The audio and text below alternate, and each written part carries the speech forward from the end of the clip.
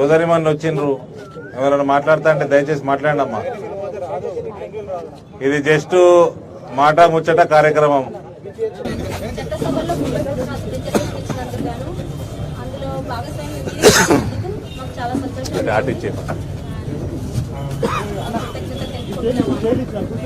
Thank you.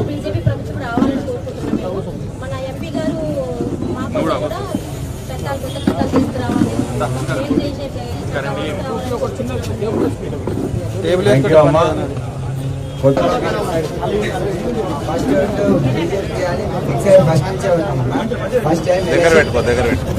ఎలక్షన్లు ఎప్పుడు వస్తున్నాయని మేము వెయిట్ చేస్తున్నాం అన్న. మా ఓటు మాత్రం పక్కా బీజేపీకి చేస్తామన్న. ఎందుకు అట్లా? దేశాన్ని ధర్మాన్ని కాపాడుకున్నామని. కాంగ్రెస్ కూడా కాపాడాలి. ఓకే అన్న, చేస్తారన్న. Thank you, God bless you. అందరు కూడా బాగా ఎగ్జామ్స్ అయిపోయినాయా? అయిపోయినాయి. Very good. ఫ్రీ టైం నువ్వు వస్తే వేసుడే కాదు, మరో ఏపీ కూడా ఒక 100 మందితో నేను అన్న. సోషల్ మీడియాలో కూడా కొంచెం వర్క్ చేస్తాను. సోషల్ మీడియా మేమే మీ దగ్గర నేర్చుకోవాలి. మీరందరూ ఫాస్ట్ సోషల్ మీడియాలో యంగ్స్టర్స్ అంతా మొత్తం ఇన్స్టాలేనా? ఫిల్టర్ అదొకటి ఉందా? ట్విట్టర్ లేదా ఎక్స్?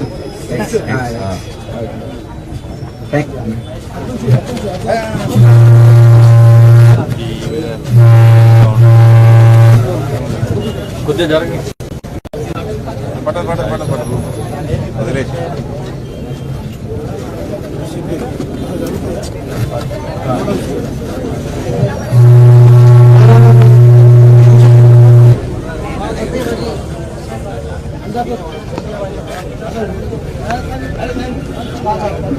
వంశీ తీసుకోండి.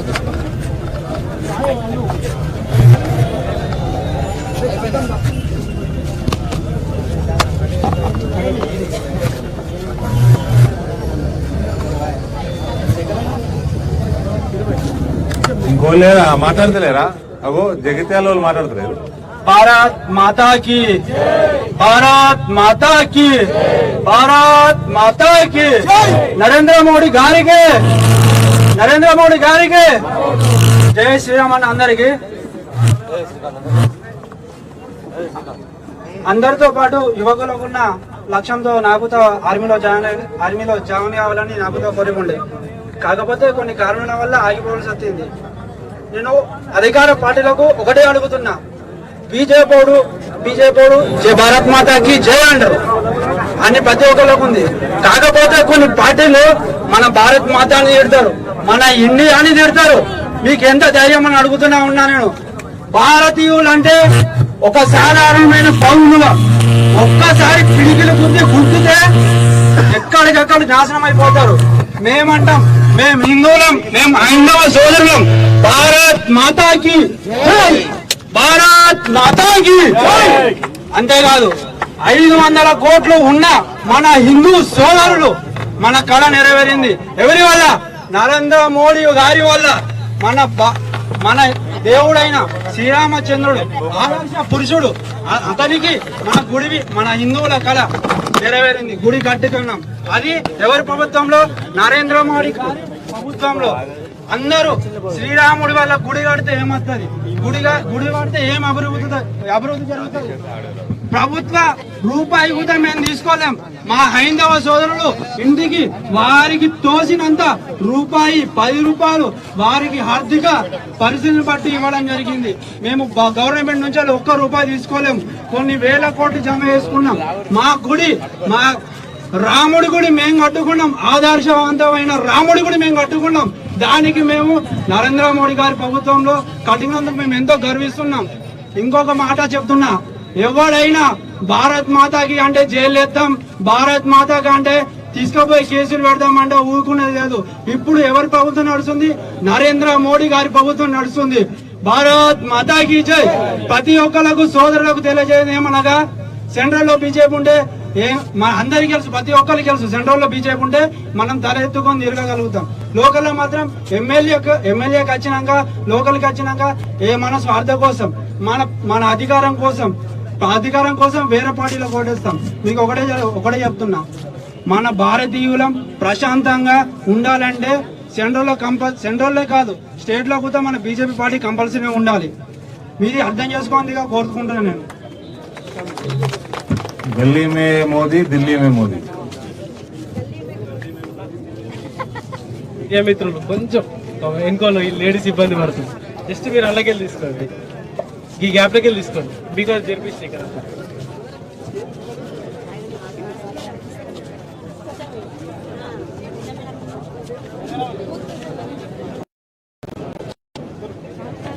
తుమ్మల గంగారాం గారు ఎంఆర్పిఎస్ నాయకులు మాట్లాడతారు. నేడు మన మోడీ కుటుంబం చాయ్ పే చర్చ కార్యక్రమానికి ముఖ్య అతిథులు ఈ పార్లమెంటు నియోజకవర్గ బీజేపీ అభ్యర్థి పెద్దలు ధర్మపురి అరవింద్ గారికి, బీజేపీ జిల్లా అధ్యక్షులు సత్యనారాయణ గారికి, జగిత్యాల నియోజకవర్గ బీజేపీ ఇన్ఛార్జి మరి భోగా శ్రావణక్క గారికి, బీజేపీ పార్టీలో ఉన్న వివిధ హోదాల్లో ఉన్న నాయకులకు, అదేవిధంగా ఎంఆర్పిఎస్ ఎంఎస్పీ జిల్లా మండల నాయకులకు, ఈ యొక్క వేదికలో ఈ యొక్క కార్యక్రమంలో పాల్గొన్నటువంటి అన్ని వర్గాల ప్రజలకు పేరు పేరున సామాజిక ఉద్యమ వందనాలు తెలియజేస్తా ఉన్నాం. ఇవల్ల ఏదైతే మరి ఒక దళితులు బీజేపీకి దూరము అనే ఒక పదాన్ని ఈ సమాజంలో వాడుతా ఉన్నారు. ఇవాళ ఏదైతే మాదిగల ఆకాంక్ష అయినటువంటి ఎస్సీల వర్గీకరణ సాధన కోసం గౌరవనీయులు మందకృష్ణ మాదిగ గారు 30 సంవత్సరాల నుండి మా హక్కుల కోసం పోరాటం చేస్తూనే ఉన్నారు. ఇవాళ ఏదైతే మరి 1994లో మాదిగ దండోరను ఏర్పాటు చేసి మరి అప్పుడున్నటువంటి ఉమ్మడి ఆంధ్రప్రదేశ్లో చంద్రబాబు నాయుడు పరిపాలిస్తున్న సమయంలో మరి మేము ఎస్సీల వర్గీకరణ ఏదైతే బీసీలలో ఉన్నటువంటి ఏ విధంగా ఏబీసీలుగా విభజించి న్యాయం చేసిరో, మాలో ఉన్నటువంటి దళితుల్లో షెడ్యూల్ క్యాస్ట్ లో ఉన్నటువంటి 59 కులాలను ఏబీసీలుగా విభజించి ఎవరి వాట వాళ్లకు పంచాలని మరి పోరాటం చేయడం జరుగుతా ఉంది. ఆనాడు ఏదైతే 1950లో మరి రిజర్వేషన్ల వ్యవస్థ మరి ఆనాడు బాబాసాహెబ్ అంబేద్కర్ గారు రాజ్యాంగంలో పొందుపరిస్తే మరి 1960లో ఏదైతే మరి అప్పుడున్నటువంటి ప్రధానమంత్రి మరి మొరార్జీ దేశాయ్ గారు మరి ప్రధానమంత్రి ఉన్న సమయంలో ఏదైతే అప్పుడు చేసినటువంటి రిజర్వేషన్లలో మరి ఒకే సామాజిక వర్గం ఎక్కువ రిజర్వేషన్లు అనుభవిస్తున్నారు, మాకు కూడా మా అవకాశాలు రావాలని మరి 1960లోనే ఆనాడు మన మాదిగ సమాజం అంతా కూడా అప్పుడు ఉన్నటువంటి ప్రధానమంత్రి మీద మరి పోరాటం చేయడం జరిగింది. ఆ సమయంలో మరి 1960లో లోకూర్ కమిషన్ వేసి మరి ఆ లోకూర్ కమిషన్ 1960లోనే పడ్డది. ఆ కమిషన్ ఏమి చెప్పిందంటే ఇది షెడ్యూల్ క్యాస్ట్ లో ఉన్న వాళ్లకు మరి విభజించి ఏబిసిడీగా విభజిస్తేనే మాదిగ ఉపకులాలకు న్యాయం జరుగుతుందని మరి 1960లో చెప్పడం జరిగింది. మరి అదే ఒక ఎజెండా తోటి గౌరవనీయులు మందకృష్ణ మాదిగ గారు 1994లో దండోర స్థాపించి అప్పుడు ఉన్నటువంటి ఉమ్మడి ఆంధ్రప్రదేశ్ లో ఏదైతే చంద్రబాబు నాయుడు గారు మరి ముఖ్యమంత్రి ఉన్న సమయంలో నారవారి పల్లె నుండి అన్న మేము సమాజం మాకు వచ్చింది అవకాశము మీరు చెప్పుడు కూడా మా వాళ్ళు చెప్పాల్సిన బాధ్యత మా మీద ఉంది. బీజేపీ ప్రభుత్వం మాట్లాడమన్నారు అన్న అంటే మాకు చెప్తే కొద్దిగా అర్థమైతే అన్న ఉద్దేశంతో మంచిగా చెప్తున్నావు చెప్పు. అదే ఏదైతే మాకు జరిగిందో అప్పుడు నారవారిపల్లె చంద్రబాబు పుట్టినూరు నుండి మాదిగల మహాయాత్ర పేరుతోటి గౌరవనీయులు మందకృష్ణ మాదిగ గారు పాదయాత్ర ప్రారంభించి హైదరాబాద్ చేరుకునే వరకు 20 లక్షల మాదిగలను హైదరాబాద్ దిగ్బంధం చేసినటువంటి చరిత్ర ఇలా మాదిగ దండోరకు ఉంది. దాన్ని చూసినటువంటి మరి ఏదైతే చంద్రబాబు నాయుడు ఆ రోజు మరి ఒక కమిషన్ వేసిండు, ఏదైతే ఎస్సీలో ఉన్నటువంటి నిజంగా మాదిగ ఉపకులాలకు అన్యాయం జరుగుతుందా, మరి నిజంగా ఇది అక్కడ అన్యాయం జరుగుతుందా అని అప్పుడు రామచంద్రరాజు కమిషన్ వేస్తే ఆ కమిషన్ రిపోర్టు ఆధారంగా అప్పుడు ఉన్నటువంటి ఏదైతే బీజేపీ ప్రభుత్వం 2000 సంవత్సరంలో అప్పుడు చంద్రబాబు ఇక్కడ రాష్ట్రంలో ముఖ్యమంత్రి అయితే కేంద్రంలో వాజ్పేయి గారు దేశంలో మరి ప్రధానమంత్రి ఉన్నారు. ఆ సమయంలో ఏదైతే రాష్ట్రపతి అబ్దుల్ కలాం ఉంటే అప్పుడు రాష్ట్రపతి నుండి మేము ఆర్డినెన్స్ తీసుకొచ్చి చంద్రబాబు నాయుడు ఏదైతే మాకు ఎస్సీల వర్గీకరణ మరి 2000 సంవత్సరం నుండి 2004 వరకు అమలు చేయడం జరిగింది. ఈ అమలు చేసిన సమయంలో మాకు ఏదైతే రిజర్వేషన్లు 1950 మాకు వస్తే 2000 సంవత్సరం వరకు ఎస్సీల్లో ఉన్నటువంటి దాదాపు 92,000 ఉద్యోగాలు వస్తే అందులో 72,000 ఉద్యోగాలు ఒకే సామాజిక వర్గానికి వెళ్ళాయి. ఒక 20,000 ఉద్యోగాలు మరి మాదిగా ఉపకులాలకు రావడం జరిగింది. మరి దీన్ని ఏదైతే గమనించి ఆనాడు ఎస్సీల వర్గీకరణ బిల్లు చంద్రబాబు నాయుడు అదే విధంగా కేంద్రంలో ఉన్నటువంటి వాజ్పేయి గారు మాకు వర్గీకరణ చేస్తే అప్పుడు 5 సంవత్సరాల కాలంలో దాదాపు మాదిగా ఉపకులాలకు 20 నుంచి 30,000 ఉద్యోగాలు మరి రావడం జరిగింది. ఏదైతే మేము ఈ రిజర్వేషన్ల వల్ల మాకు లబ్ధి జరిగింది. అప్పుడు కూడా బీజేపీ ప్రభుత్వం మరి అదే విధంగా చంద్రబాబు మాకు సాయం చేసిండు. ఇప్పుడు అదే విధంగా మాకు ఎంతో కొంత న్యాయం జరిగింది మాత్రము బీజేపీ తోటి అని సందర్భంగా తెలియజేస్తా ఉన్నాను. ఇప్పుడు ఏదైతే ఉందో మరి 2000 నుండి 2004 నుండి కాంగ్రెస్ ప్రభుత్వం అధికారంలో ఉంది. మరి అధికారంలో ఉన్నప్పుడు ఏదైతే మాకు రాజశేఖర్ రెడ్డి ముఖ్యమంత్రి ఉండగా దండోర ఉద్యమము ఏదైతే మాకు ఎస్సీల వర్గీకరణ 2004లో మరి సుప్రీంకోర్టులో కేసేసి మరి ఏదైతే మాల సామాజిక వర్గం ఏది ఇప్పుడు చెప్తున్నటువంటి వివేక్ గారి నాన్న మరి ఏదైతే వెంకటస్వామి గారి కేంద్ర మంత్రి ఉండే ఆ టైంలో సుప్రీంకోర్టుకి వెళ్లి కేసేసి ఇది అసెంబ్లీలో చేసిన చట్టం చెల్లది, ఇది పార్లమెంటులో రాజ్యాంగ సవరణ చేసి ఇది బిల్లు పెట్టాలి అని చెప్పడం వల్ల అప్పుడు సుప్రీంకోర్టు టెక్నికల్ సమస్యలు పెట్టి మరి చట్టాన్ని తీసేయడం జరిగింది.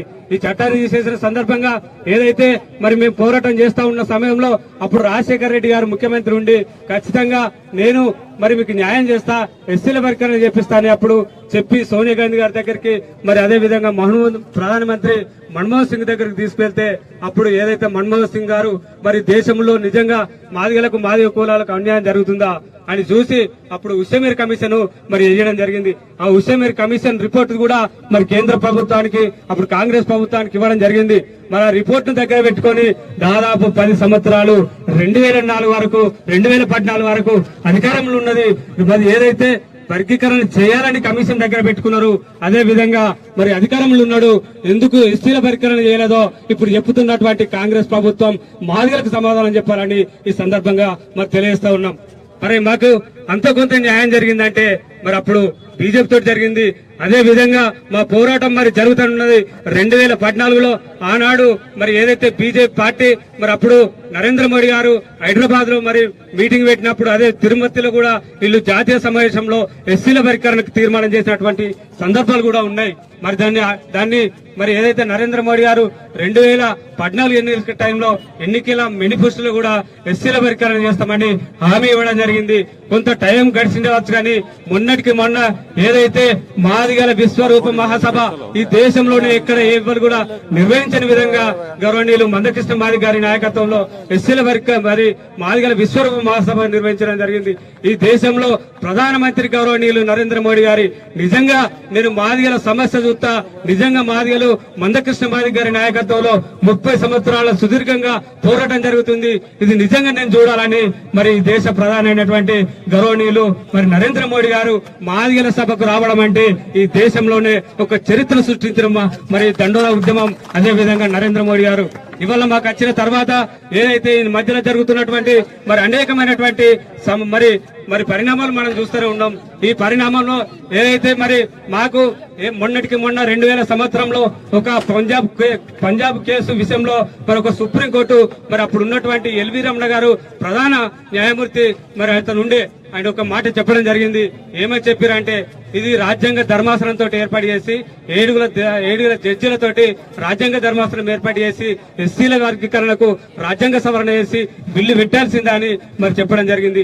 ఆ ఒక్క రాజ్యాంగ సవరణ ఏర్పాటు చేయడానికి గౌరవనీయులు నరేంద్ర మోడీ గారు మాకు మా వైపు నిలబడి ఏదైతే మాదిగల విశ్వరూప మహాసభలో ఏదైతే హామీ ఇచ్చిండో ఆ హామీని నిలబెట్టుకునే విధంగా 7 జడ్జిలతోటి రాజ్యాంగ ధర్మాసనాన్ని ఏర్పాటు చేసి ఇవాళ సుప్రీంకోర్టులో కోట్ల వాదనలు పూర్తి చేసుకొని ఇవాళ ఏదైతే కేంద్ర ప్రభుత్వం ఒక ప్రభుత్వ అత్యున్నతటువంటి కేంద్ర ప్రభుత్వం కేబినెట్ కార్యదర్శి తోటి ఒక కమిటీసి ఇవాళ ఎస్సీల వర్గీకరణ కొరకు ఇవాళ మాకు న్యాయపరమైన వాట కోసం మాకు అనుకూలంగా తీర్పిచ్చడానికి మరి ఇవాళ నరేంద్ర మోడీ గారు ఇక్కడ ఉన్నటువంటి బీజేపీ నాయకత్వం అందరూ కూడా సహకరించినందుకు వాళ్ళందరికీ పేరు పేరున మాదిగ జగిత్యాల ఎంఆర్పీఎస్ జిల్లా పక్షాన మాదిగల పక్షాన వారికి ధన్యవాదాలు తెలియజేస్తా ఉన్నాను.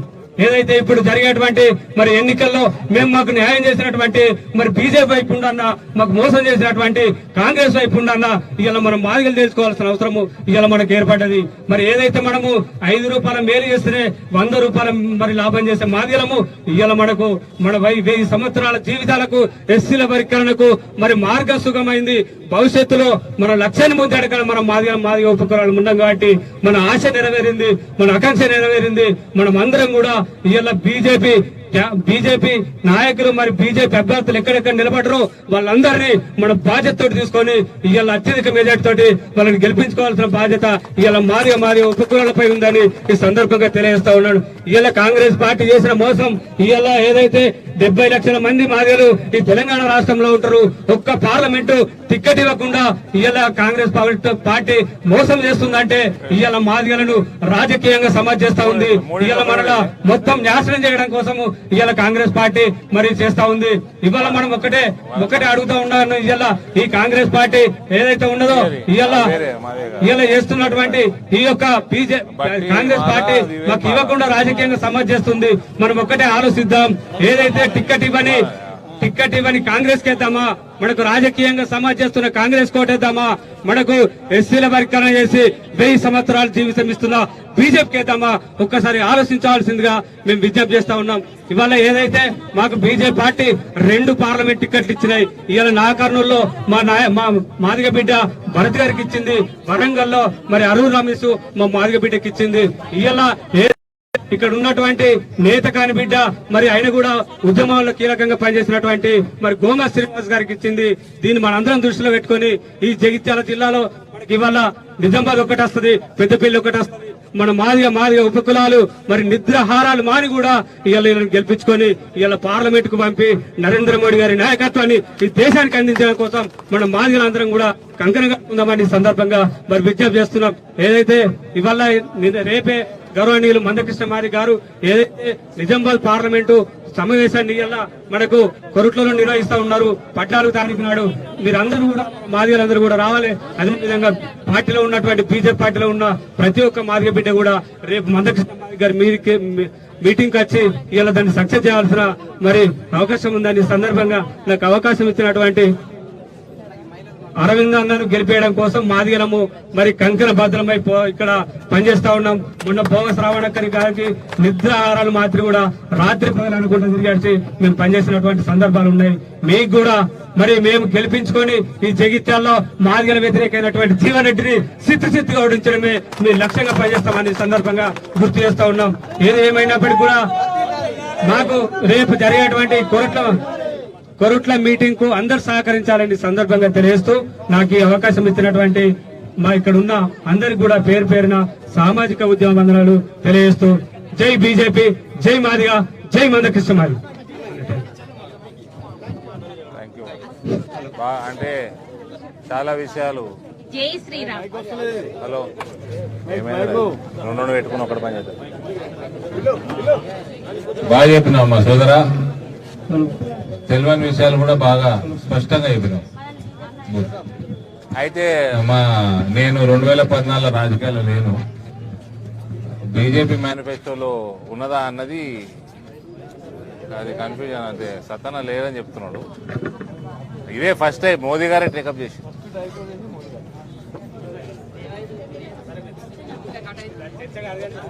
అంటే మాకు తెలియాలి కదా. జై శ్రీరామ్. మనకు ఉజ్వల గ్యాస్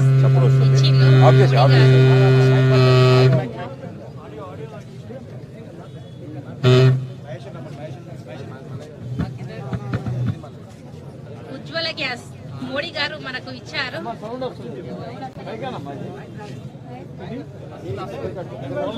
దగ్గర పెట్టుకోండి.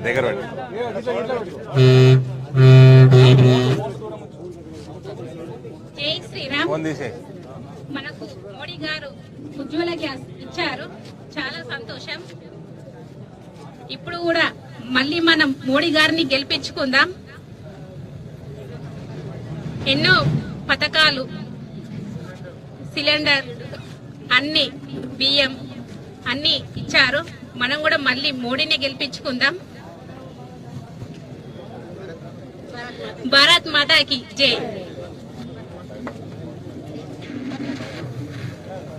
अब की बार 400 पार अम्मा.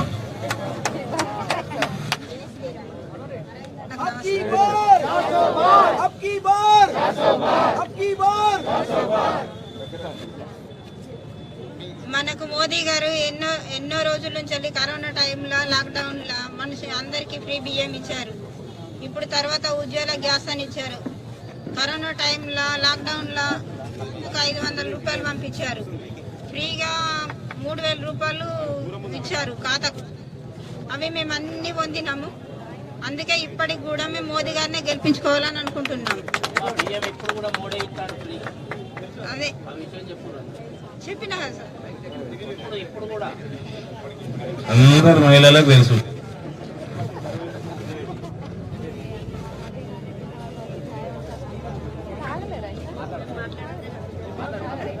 మాట్లాడమ్మా. జై శ్రీరామ్. మనకు ఉచిత బియ్యం ఇస్తున్నారు నరేంద్ర మోడీ గారు. మనకు ఉజ్వల ఇస్తుర్రు. కరోనా టైంలో వ్యాక్సిన్ ఇచ్చిర్రు. కరోనా టైంలో అందరికీ మనిషికి 3000 రూపాయలు సంఘాల దాని గురించి ఇచ్చారు. మనకు కాదు ఇంకా మిషన్ కుట్టు గురించి ఇచ్చారు. మన అరవింద్ అన్నకు మంచి మెజారిటీ కల్పించుకొని చేద్దాం. థ్యాంక్ యూ అమ్మా.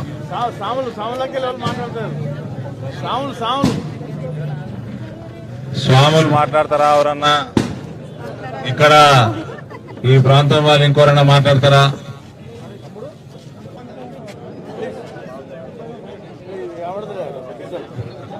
జై శ్రీరామ్. జై శ్రీరామ్. నరేంద్ర మోడీ గారి నాయకత్వం. 500 ఏళ్ల మన హిందువుల రామాలయం నరేంద్ర మోడీ గారితో సాధ్యమైంది. గుడిసెలో ఉంచిన కాంగ్రెస్ ప్రభుత్వం మనకు కావాలా? రామునికి గుడి కట్టించిన బీజేపీ ప్రభుత్వం మనకు కావాలా? బీజేపీ ప్రభుత్వానికి ఓటు వేయాలి. ఆర్టికల్ 360 రద్దు చేపించింది నరేంద్ర మోడీ గారు. ఆర్టికల్ 370 రద్దు చేపించింది మన నరేంద్ర మోడీ గారు. జై శ్రీరామ్. ఇందూరు గడ్డ ధర్మపురి అరవింద్ అన్న గారి అడ్డ.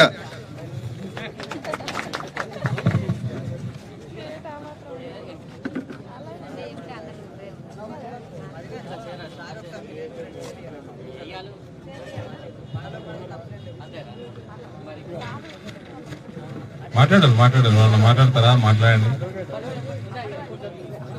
నా పని వాళ్ళు చేస్తున్నారు. అందరు మోడీ కోట ఏమంటారు? మంచిదే కదా. I will relax.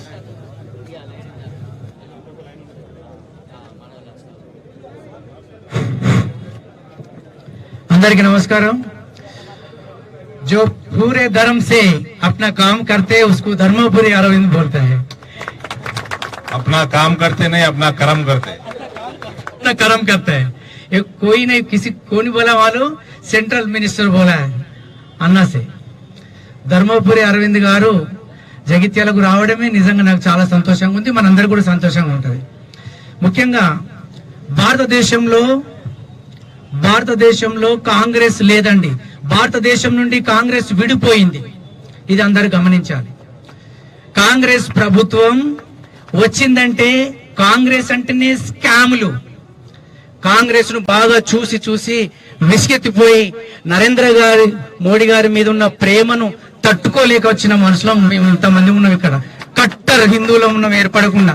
కాంగ్రెస్ అంటే ఇష్టపడేటోళ్ళం కూడా నరేంద్ర మోడీ గారి ప్రేమను చూసి ఆపుకోలేక ఏం చేయాలో అర్థం కాక వచ్చి ఆయన దగ్గరకు వచ్చి దాసోహం అయిపోయినాం మాలాంటి వాళ్ళం. అది నరేంద్ర మోడీ గారి ఘనత. మా తాతలు ముత్తాతలు ఎందరిలో వదిలేసి వచ్చేసినామండి. బీజేపీ కంటే అంతా చాలా ఇష్టం. భారతీయ సంస్కృతి సాంప్రదాయం. మనము 100 సంవత్సరాల నుండి హిందువుల 100 కోట్ల మంది హిందువుల 100 సంవత్సరాల నిరీక్షణ. అయోధ్య రామాలయం. అంతకంటే ఏముందండి ఈ జన్మ, సరిపోతుందండి. అలాంటి రామాలయం నిర్మించినందుకు మనం కృతజ్ఞతగా మన నరేంద్ర మోడీ గారికి, ది ఫాదర్ ఆఫ్ ఇండియా, ఆయనకు ఇండియాకు ఆయన నుంచి ప్రపంచంలో ద బ్రాడ్ మ్యాన్, ఆయనకు మనం ఎంత ఇచ్చినా తక్కువనే. ఓటేద్దామండి. 400 సీట్లు అప్కి బార్ 400 బార్ ఇద్దామండి. ఒక్క ఓటేసేద్దాం. ప్రపంచంలో మనల్ని ఎంత గొప్పగా చూస్తుండండి ప్రపంచ దేశాలు. ఒకసారి బయటకు చూద్దామండి. హిందువులము, ఇండియన్స్ అంటే గర్వంగా కాలర్ ఎగిరి చూపెడుతున్నామా లేదా? 5వ ఆర్థిక వ్యవస్థ అంత ఆశామాషి ముచ్చట కాదు. 200 దేశాలు ఉన్న ప్రపంచంలో 5వ నంబర్లో మన ఆర్థిక వ్యవస్థ. అతి త్వరలో నంబర్ 3 మళ్ళీ ఒకసారి వచ్చినట్టయితే నంబర్ 1 వరల్డ్ లో number 1 position. Not only America, Indian is the number 1. India is going to come A super power. ఇది బాగా ఆలోచించండి. అందరం చదువుకున్నాం. మధ్య తరగతి వాళ్ళు ఫస్ట్ క్లాస్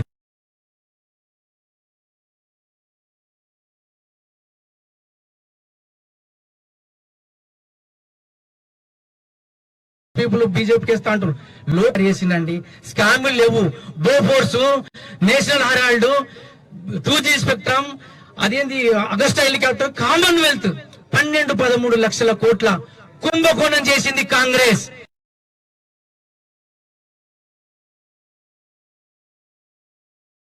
ఎందుకెయ్యాలి నీకు అంటున్నా. కాశ్మీర్ మాది కానే కాదన్నావు. అరే ఇండియా అని చెప్తున్నాం. భారతదేశం కాషాయమయమైందిరా బాబు. భారతదేశం మొత్తం కాషాయమైంది, హిందుత్వమైంది. భారతదేశాన్ని ఏం చేయాలని చూసింది కాంగ్రెస్ తెలుసా? సింపుల్ గా, సైలెన్స్ గా మన మతాన్ని, మన సంస్కృతిని, మన సాంప్రదాయాన్ని నాశనం చేసుకుంటూ వచ్చింది కాంగ్రెస్.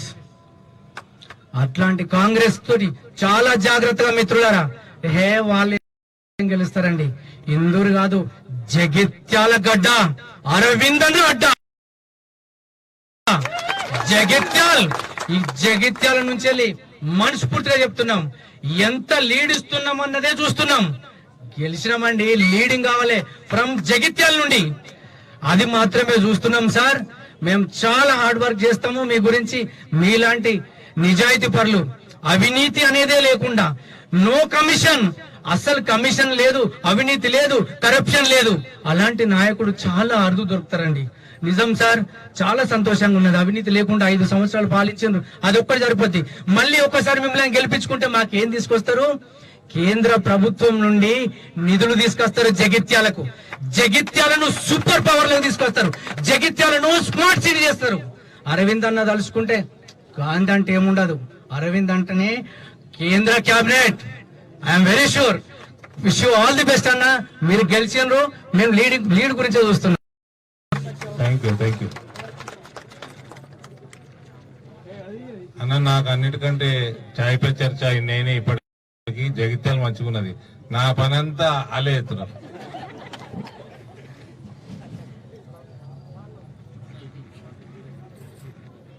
ఇటు దిక్కున్నారా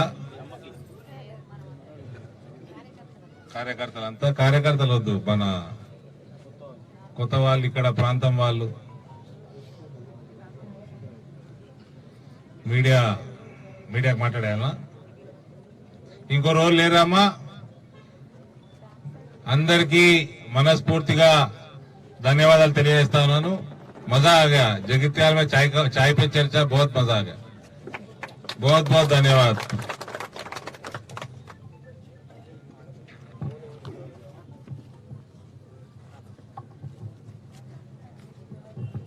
దీంట్లో మాట్లాడాలా? మీడియా మిత్రులందరికీ నమస్కారం. జై శ్రీరామ్. ఇవాళ జగిత్యాల్లో మనము మనదంతా మోడీ కుటుంబం చాయ్ పే చర్చ కార్యక్రమం చేసుకోవడం జరిగింది. మీ ముందరనే కార్యక్రమం మొత్తం కొనసాగింది. మీరందరూ కూడా వీక్షించిండ్రు. భారతీయ జనతా పార్టీ, నరేంద్ర మోడీ గారి నాయకత్వం ఏ రకంగా అయితే ప్రతి ఇంటికి మోడీ గారి స్కీమ్స్ చేరుతా ఉన్నాయో, ఏ రకంగా సంస్కృతి సాంప్రదాయాలు, ఏ రకంగా ఒక జాతీయత భావం జగిత్యాల్ ఇవాళ నాకు నిజంగా అంటే చెప్తారు, జగిత్యాల గడ్డల గడ్డ మీద జాతీయతా భావం ఎక్కువ ఉంటుందని ఇలా నేను చూసిన. నేను పర్సనల్ గా వీక్షించిన ఇవాళ జగిత్యాల్లో పిఎఫ్ఐ ముక్త్ జగిత్యాలు కావాలి మాకు. కాబట్టి ఎందుకు కాంగ్రెస్ కి ఓటు వేయొద్దు? దశాబ్దాలుగా ఏ రకంగా మన అందరి మోసం చేసింది, ఏ రకంగా మన సంస్కృతిని సాంప్రదాయాల్ని మార్చేయడానికి ప్రయత్నం చేసింది. అన్ని రకాలుగా అభివృద్ధి అయితే వాళ్ళు మోడీకి దగ్గర రారు. వాళ్ళు వాళ్ళ చేతికి అధికారం పోతే దోచుక తినడు తప్ప ఏమీ లేదు అని వాళ్ళ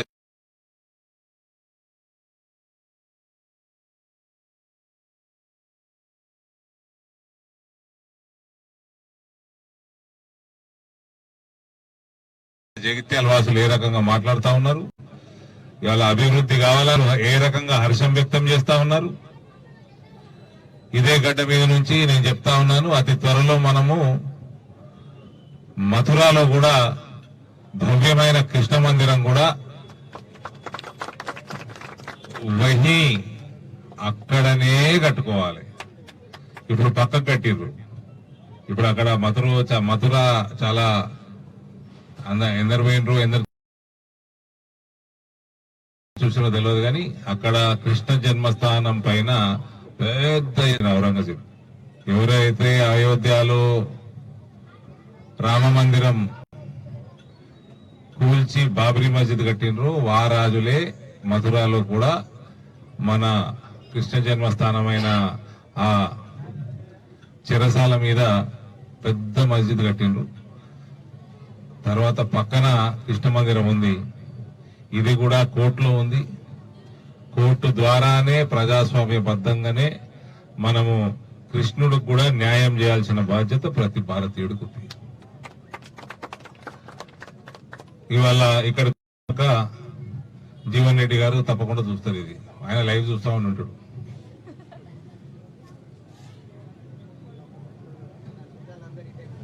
ఇదే ఉన్నారా? నేను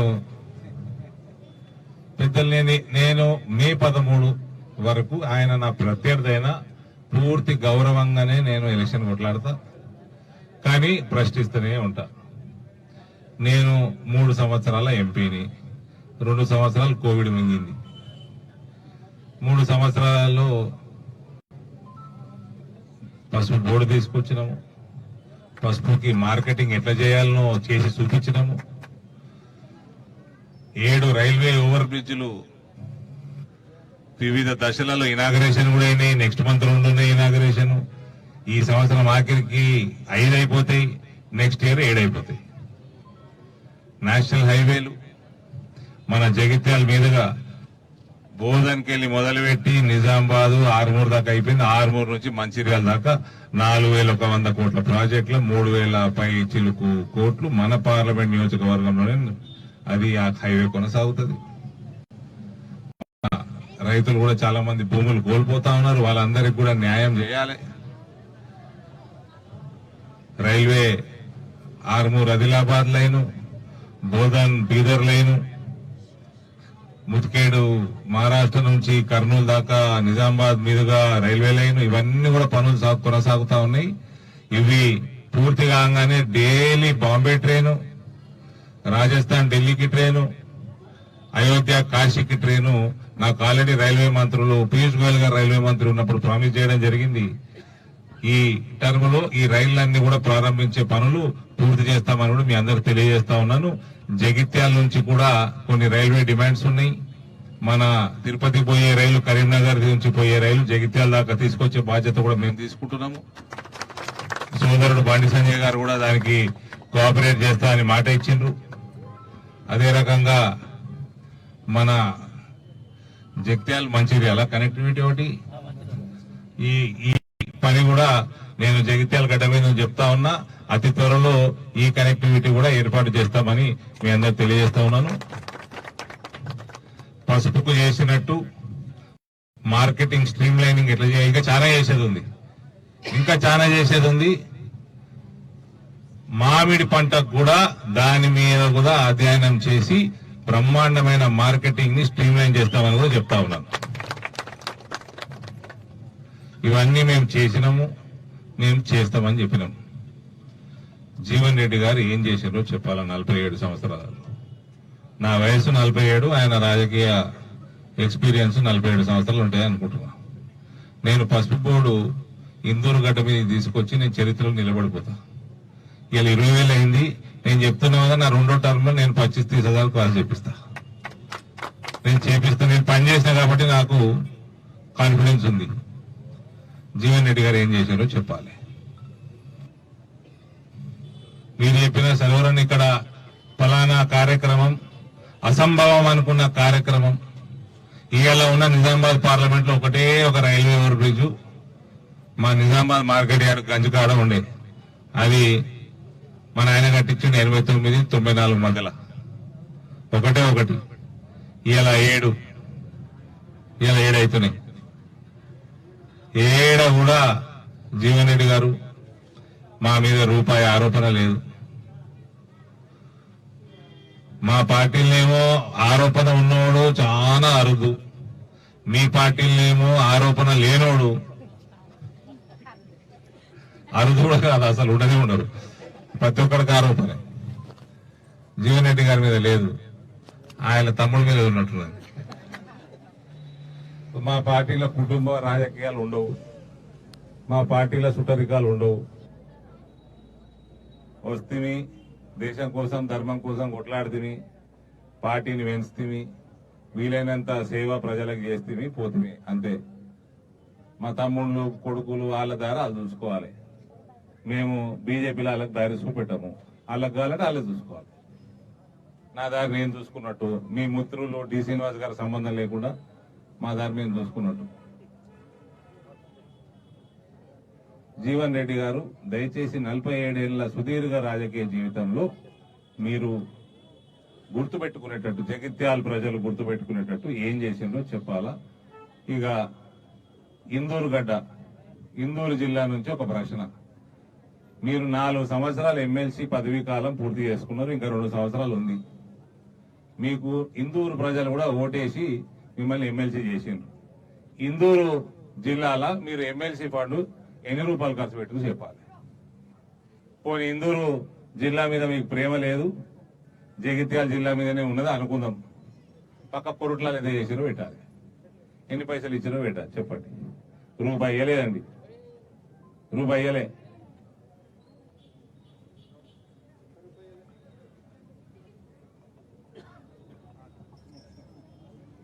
కాబట్టి ఈ ప్రశ్నలన్నీ కూడా జగిత్యాలకి నేను వచ్చి ఇక్కడ కాంగ్రెస్ అభ్యర్థిని ప్రశ్నించినట్టు దయచేసి మీడియా మిత్రులందరూ దీన్ని క్యారీ చేయాల్సిందిగా నేను కోరుతా ఉన్నాను. భారత్ మాత